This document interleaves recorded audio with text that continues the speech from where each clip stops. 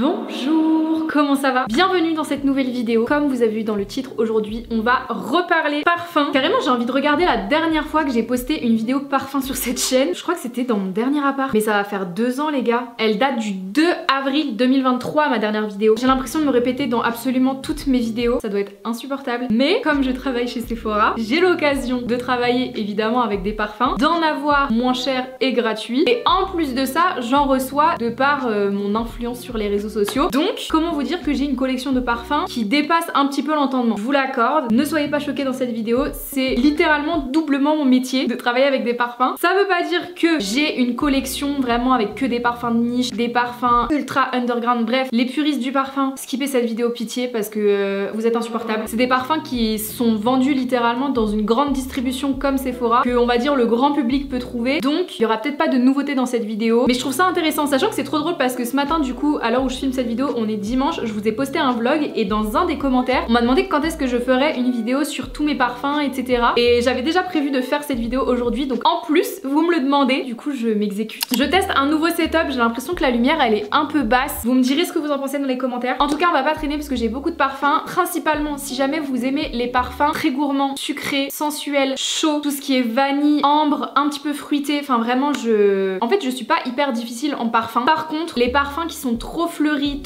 qui manquent de spice un petit peu, je suis pas trop fan. Genre principalement les parfums un peu de peau, vous voyez, très léger, très doux, c'est pas ma DA. Voilà, sachez-le, donc vous risquez de pas trouver votre bonheur. Par contre, typiquement si vous aimez ce genre de brume là, vous allez kiffer cette vidéo, je pense.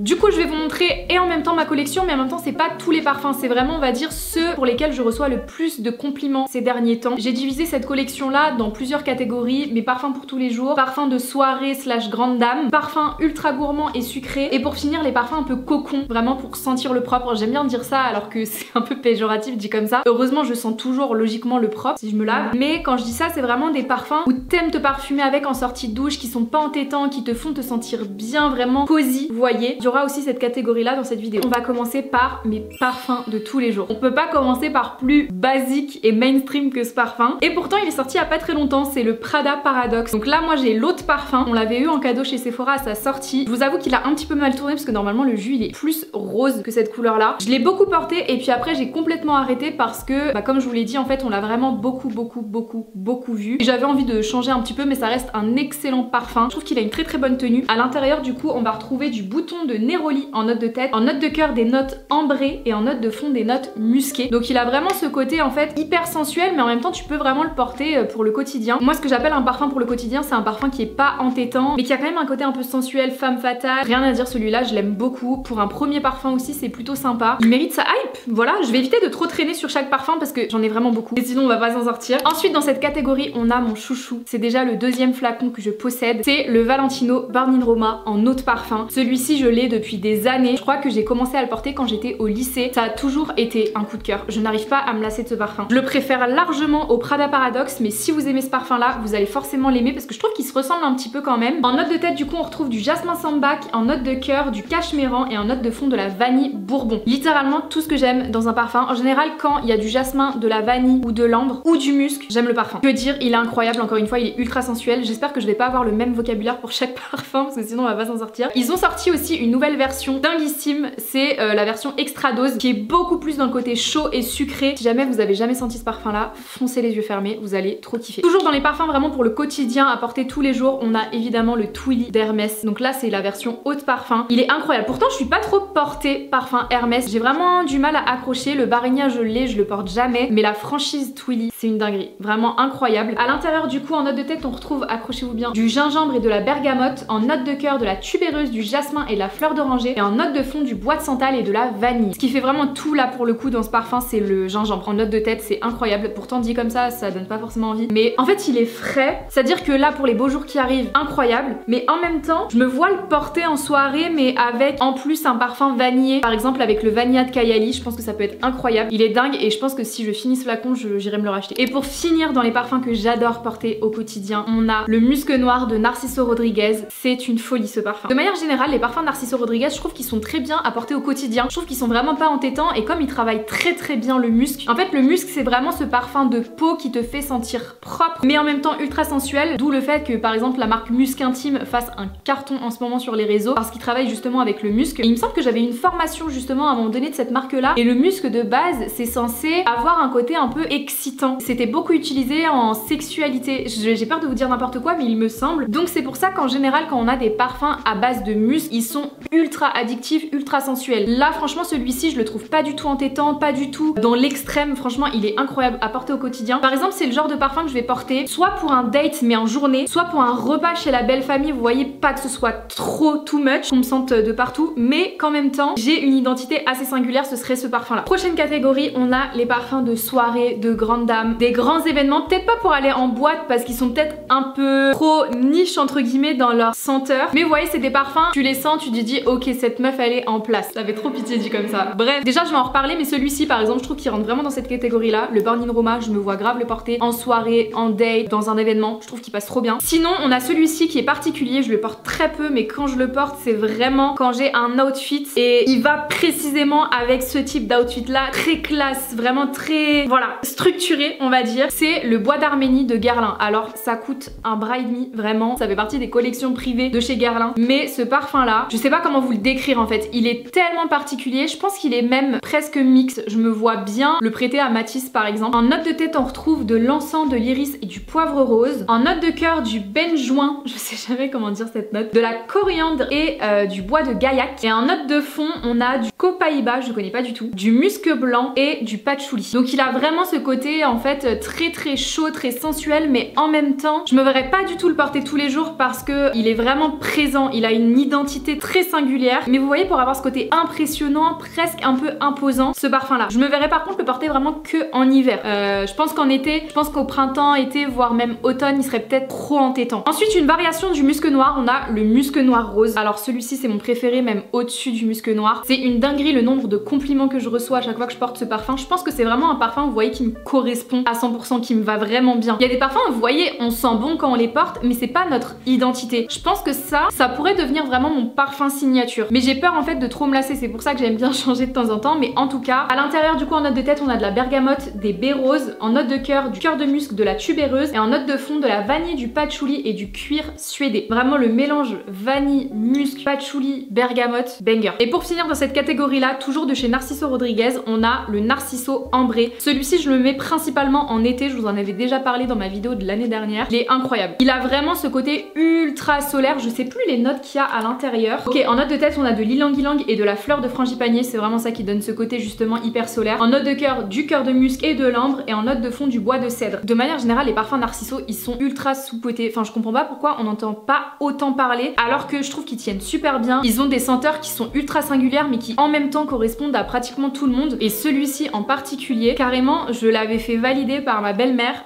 qui l'avait adoré. En fait je l'avais mis un été et j'étais rentrée dans sa voiture, je sais plus, elle m'avait dit waouh c'est quoi ton parfum, il est incroyable. Et vraiment je trouve que celui-là je vais vraiment le porter quand il fait vraiment très chaud avec un soleil qui tape, une robe longue vraiment d'été, des cheveux lâchés un peu bouclés, je mets ça dinguerie. Carrément là en le ressentant j'ai juste envie qu'il fasse beau pour pouvoir le porter parce que c'est pas du tout par contre un parfum que je me vois porter en hiver, mais alors vraiment pas parce que c'est pas du tout l'énergie qui renvoie. On passe à ma catégorie préférée qui n'est autre que les parfums ultra gourmands et c'est ce que j'ai vraiment le plus dans ma collection. De manière générale tous ceux que là je viens déjà de vous montrer ils le sont, mais là je vais vraiment rentrer dans ceux qui sont hyper sucrés si vous voulez qu'on vous mange, qu'on vous sente à des kilomètres, ou alors vraiment en layering par exemple avec des parfums qui le sont moins, par exemple des parfums un peu plus fleuris, plus frais. Ça peut être hyper intéressant aussi de les accorder parce que ça faut savoir une chose, c'est que vous pouvez très bien le faire avec plein de parfums. C'est pas parce que les parfums ne font pas forcément partie de la même marque ou de la même franchise que vous pouvez pas les associer, au contraire. En fait faut juste regarder les notes qui sont un petit peu similaires ou qui s'associent bien et vous pouvez totalement créer votre senteur signature, votre parfum signature, celui qui vous correspond à 200% et que vous sentirez nulle part ailleurs juste en associant en fait deux parfums. Déjà une valeur sûre dans cette catégorie là, je ne peux pas ne pas en parler. Évidemment le Vanilla de Kayali, on en entend parler absolument tout le temps. Alors moi étonnamment je le porte pas plus que ça, c'est très rare que je le porte vraiment tout seul. Très souvent je vais mettre un ou deux pchits associés à un autre parfum justement pour lui donner un côté un peu plus vanillé. Tout est dans le titre, si vous aimez la vanille vous allez surkiffer ce parfum là, mais je le trouve un tout petit peu entêtant. C'est vrai que quand j'en mets trop par exemple il me pique un petit peu le nez nez. Par contre vraiment si j'ai envie qu'on me sente à des kilomètres, je le mets. Je trouve pas qu'il tient non plus super bien sur ma peau. Par contre sur les vêtements il dure super longtemps. Donc voilà, moi je vous conseille celui-ci de le porter vraiment uniquement sur des vêtements, par exemple une grosse écharpe en hiver, vous mettez ça, on vous sent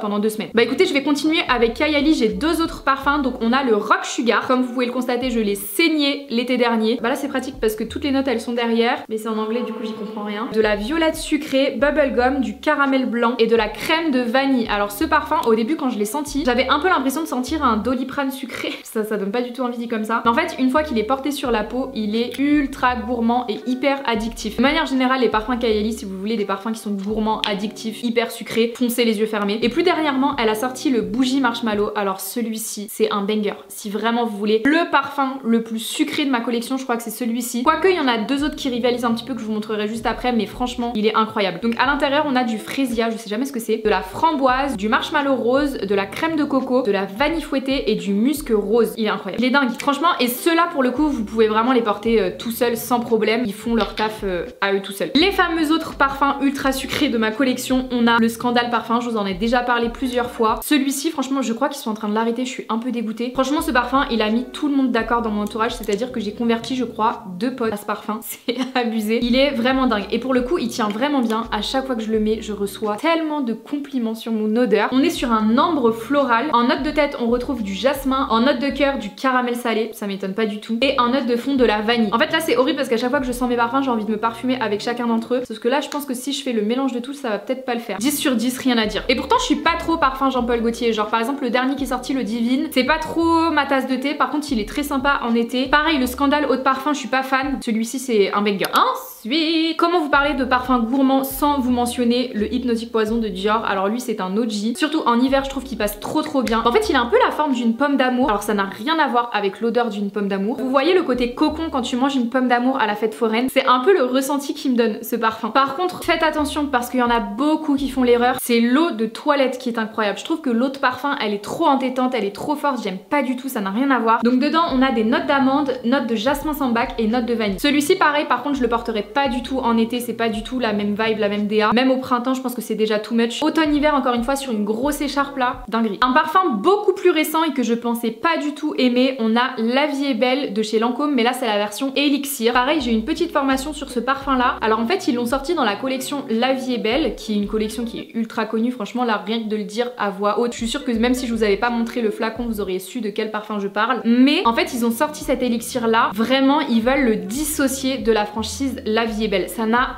rien à voir et je suis totalement d'accord parce que je suis pas hyper fan moi personnellement du La Vie est Belle, je le trouve pas assez charismatique, enfin je sais pas comment vous expliquer, c'est horrible. J'espère que vous le prenez pas mal si vous parfumez avec, mais je sais pas comment vous expliquer. En fait je pense que je l'ai tellement senti partout que j'arrive plus avec cette odeur, vraiment j'en peux plus, et là ça n'a rien à voir. Il faut savoir que dans les parfums, pourquoi parfois on a 40 000 parfums dans la même franchise, par exemple on a eau de toilette, eau de parfum intense, parfum, élixir, etc. C'est parce qu'en fait ça coûte tout simplement moins cher de produire un parfum dans une franchise qui existe déjà avec un moulage d'un flacon qui existe déjà que de faire une franchise qui est complètement différente où là pour le coup il faut repayer complètement un nouvel emballage, il faut repayer la com, il faut payer éventuellement les égéries qui vont faire la pub du parfum, enfin bref ça coûte une blinde de sortir un parfum. Et en général en fait les marques, on va pas se mentir, elles sortent des parfums dans les mêmes franchises alors que ça n'a rien à voir parfois pour justement que ça leur coûte moins cher. Je dis pas que c'est le cas pour Lancôme, mais honnêtement ça a tellement rien à voir avec le La Vie est Belle que je pense que c'est un petit peu ce qu'ils ont voulu faire, on va pas se mentir. Dans celui-ci ce qui va vraiment tout faire c'est la violette qu'on retrouve. J'avais le parfum Guerlain Insolence que j'ai donné à une amie parce que j'en pouvais plus, mais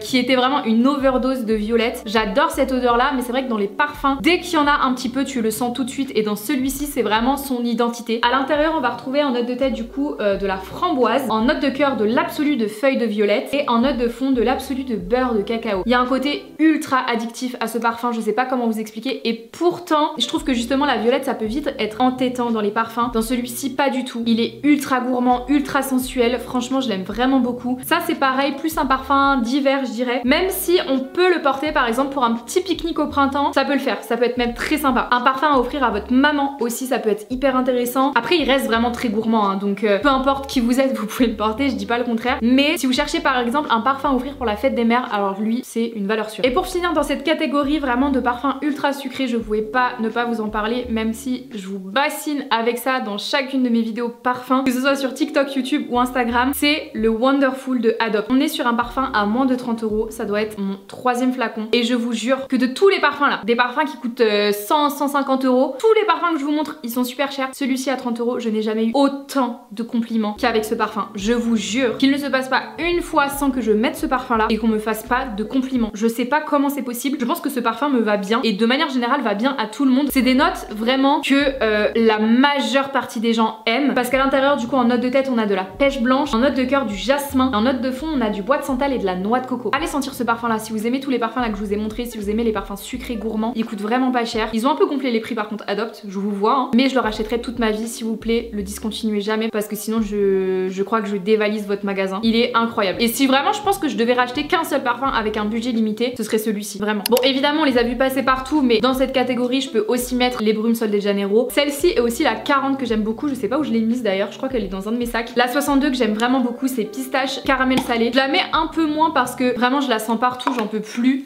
ça me saoule alors qu'elle est incroyable. Mais ça c'est le genre de brume que je vais mettre par exemple si je reste chez moi un dimanche que je veux sentir bon, que je veux me sentir bien, celle-ci ou la 40. Et je trouve que la hype sur les Brumes Sol de Janeiro de manière générale elle est archi méritée. Et pour finir enfin cette vidéo, j'ai encore une fois beaucoup trop parlé, on a les parfums vraiment cocon quand tu sors de douche pour te sentir bien, te sentir le propre comme j'aime bien le dire. J'ai 3 parfums à vous montrer. Mon préféré c'est vraiment celui-ci, c'est le La Nuit Trésor Nude, donc c'est une eau de toilette. Je crois qu'ils l'ont discontinué, j'ai envie de pleurer, c'est mon dernier flacon. D'ailleurs je l'avais déjà terminé une fois, c'est déjà la 2e fois que je l'ai chez moi. Il est incroyable ce parfum. À l'intérieur du coup on va retrouver de la bergamote, de la vanille et de la noix de coco. Et alors vraiment, ce parfum là vous le mettez en sortie de douche, vous sentez trop bon. Après j'aime bien le porter aussi quand je vais dehors, hein, je dis pas le contraire. Par exemple celui-ci je le porterai dans les journées d'été un peu chaudes, mais j'avoue j'aime bien aussi le porter pour rester chez moi en pyjama, il est trop agréable à porter en fait. Ensuite on a le Miss Dior Blooming Bouquet que j'ai pratiquement terminé. Je suis pas fan, je vous avoue, des Miss Dior de manière générale, c'est pas vraiment comme vous l'aurez compris ma DA parce que la franchise Miss Dior c'est vraiment tout ce qui est fleuri, très frais, à base de rose, tout ce que je vous ai pas montré dans cette vidéo. Mais j'avoue que celui-ci il est beaucoup plus pétillant, plus... Je crois qu'on a... voilà, on a de la bergamote à l'intérieur et je trouve que ça se ressent vraiment. Bergamote, rose damascena qu'on retrouve vraiment dans tous les Miss Dior, pivoine et musc blanc. J'aime vraiment trop le porter avant d'aller dormir, je trouve qu'il a vraiment ce côté hyper frais, hyper féminin, très doux en fait mais en même temps